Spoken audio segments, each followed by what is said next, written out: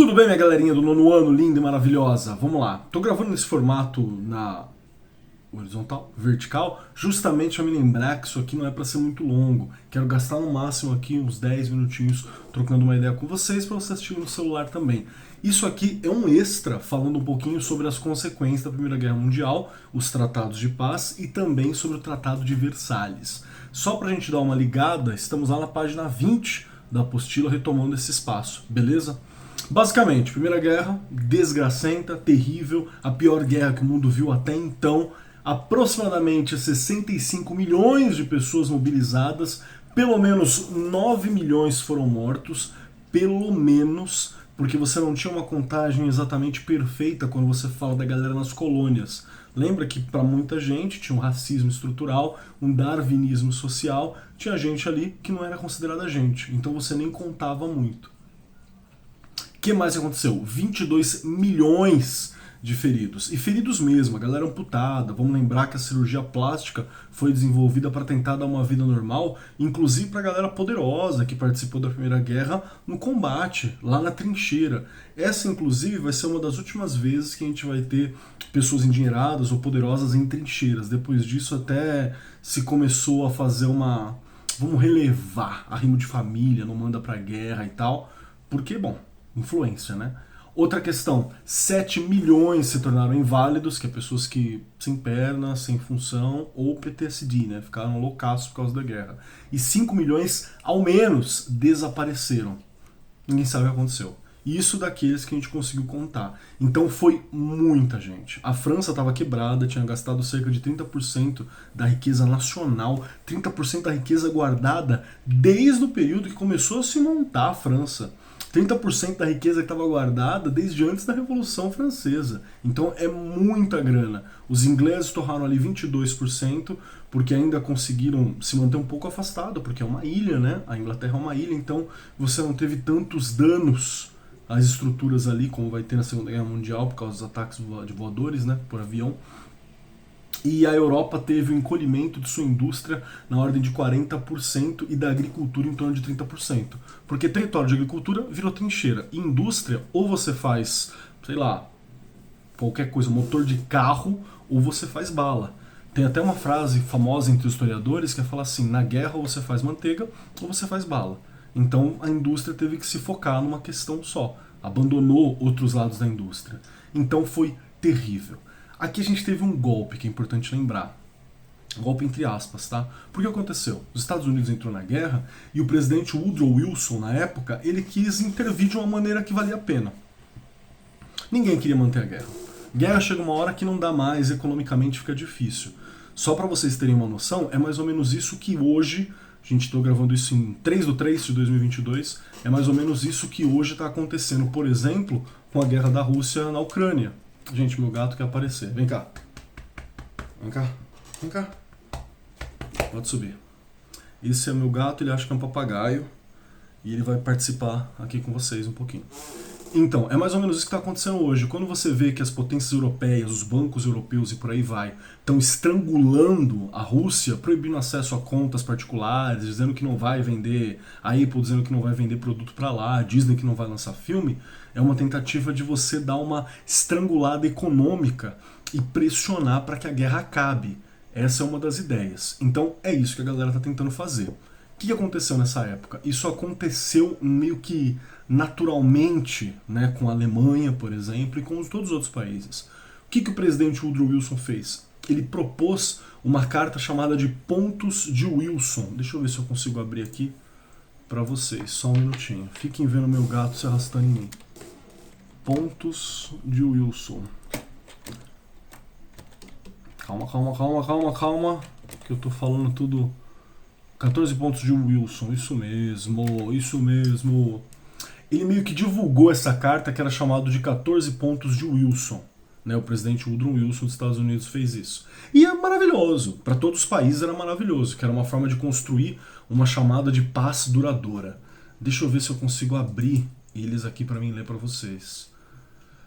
Acho que eu só achei em inglês. Tudo bem, não tem problema. Pode mandar em inglês mesmo. Aqui, 14 pontos de Wilson. Alguns dos 14 pontos para vocês terem uma ideia. Primeiro, Acordos públicos seriam negociados publicamente, então você teria que acabar aquelas políticas secretas, que foi o que causou a Primeira Guerra, né? Lá com a nobreza se alinhando e fazendo as coisas ali. 2. Liberdade nos mares, você não ia ter mais uma potência específica controlando um acesso do mar. Vamos lembrar que até esse momento, por exemplo, você já tinha alguns motores a vapor, apesar deles não serem tão bons. Então você ainda precisava passar pelas ruas que tem nos mares, que são as correntes. As pessoas disputavam as correntes marítimas, que são os acessos que economizavam combustível, entre outras coisas. Terceiro, eliminação das barreiras econômicas.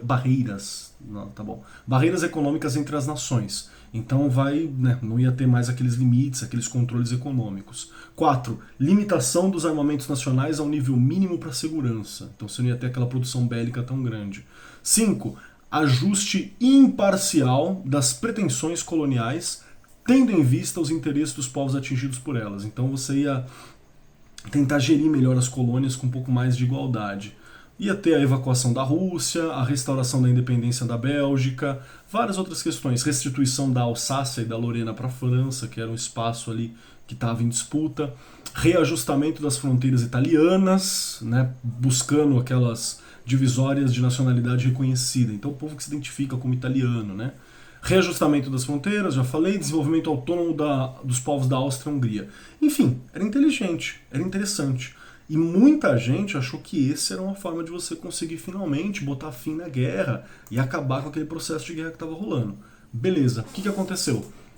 Os alemães foram atrás de construir essa paz duradoura, eles foram atrás dele. Quando deu mais ou menos ali 18 de janeiro de 1919, teve uma conferência de paz em Paris para que isso aconteça. E a ideia era determinar como é que ia acabar essa questão. Foi dentro de um trem que caminhou a galera até Paris e tal. Quando chegaram dentro do trem, os lados da Alemanha e os outros lados olharam para lá e o que tinha não era os 14 pontos de Wilson. Era um tratado que era o Tratado de Versalhes. Quando a galera olhou para o Tratado de Versalhes, eles ficaram um pouco assustados, mas precisavam acabar com a guerra, já não estava dando mais.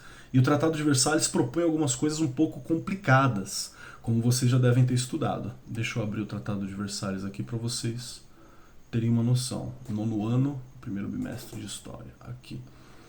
Primeira delas, desmilitarização. Então teria que diminuir muito o exército da Alemanha, por exemplo, né, e da região da Áustria-Hungria, a galera do outro lado ali. Indenização enorme, um valor absurdo que seria pago para a França e para a Inglaterra, era gigantesca uma indenização e perda de território, ela ia encolher a Alemanha por ter feito isso. Então, na verdade, o Tratado de Versalhes ele era uma espécie de punição que ia acontecer para a galera. Isso não foi legal. Por quê? Porque você conseguiu acabar com a guerra naquele momento, mas você alimentou ainda aquela raiva de guerra que ela vai continuar na Segunda Guerra. Só para vocês terem uma noção, deixa eu abrir aqui um outro conteúdo, que é... Esse é o meu gato, tá? Essa daqui é a doida, ó. Meu Deus, cara, eu querendo dar aula e ela se esfregando em mim. Baixa o rabo que ninguém quer ver essas partes íntimas de você. Deixa eu achar uma paradinha aqui, meu amor. Aguenta um minutinho. Não precisa não. Vamos falar de livre e espontânea vontade. O que é, você percebe que isso tinha ficado arraigado entre os alemães e os austríacos, porque na Segunda Guerra Hitler, por exemplo, é austríaco, e quando ele vai ser assinada a rendição da França, quando a Alemanha entrou na França, invadiu a França, né, invadiu Paris, ele pediu para ser retirado do museu o trem onde foi assinado o Tratado de Versalhes, e dentro do mesmo vagão é onde fez ser assinada a rendição da França. Isso era uma prova para dizer que existia uma rixa no fim da Primeira Guerra. Existia uma rixa daquela Primeira Guerra que aconteceu, daquela dor que aconteceu. E essa rixa e a crise econômica alimentou a Segunda Guerra que estava por vir. A Alemanha, inclusive, ela perde o nome de Alemanha, ela vira a República de Weimar. E vários dos outros países que participaram ali da Primeira Guerra Mundial deixaram de existir. Então surgiram alguns países novos, como por exemplo Finlândia, Estônia, Letônia, Lituânia, Polônia, Tchecoslováquia, Áustria e a Hungria separado, Iugoslávia, são todos novos países que surgiam, da onde antigamente era o Império Austro-Húngaro, virou Tchecoslováquia, Áustria e Hungria e um teco da Iugoslávia e da Romênia. Então olha como dividiu essa estrutura que tinha. Até a Suíça também meio que foi um país que foi reentendido nesse processo todo, né, do que estava acontecendo ali. Então alterou completamente aquilo. O que antes era o Império Otomano virou Turquia, Síria e o Iraque. Então você teve essa divisão muito grande das estruturas e mudou a cara do mundo conhecido.